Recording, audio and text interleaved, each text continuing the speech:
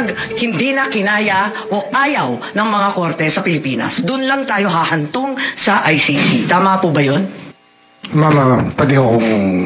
Ang ano ko kasi nito, yung mga nagpunta sa ICC ay sinubukan nila makakuha ng hustisya sa Pilipinas.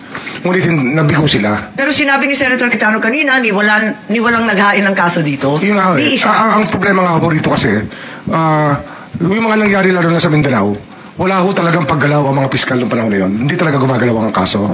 Kasi... Ang sinasabi niyo may pumila. Merong mga nagreklamo, nagdangkang magreklamo, ngunit wala pong nangyari. Pero Yung po hindi yun sila ang nagpa- kaya sila nagpa sa ICC. Hihingi kami ng... Hindi ko sila kilala, ma'am, pero yun nga yung mga nakausap ko na nung ilang mga araw nakaraan, yan sinasabi nila sa amin. Maraming salamat, pero kung maaari, bigyan kami ng kopya ng DOJ kasi wala kaming kaalaman na ni isang kaso ay nahain sa anumang korte ng Pilipinas. Kung meron kayo... Ginapin po namin, maghahanap po kami. Okay, pero...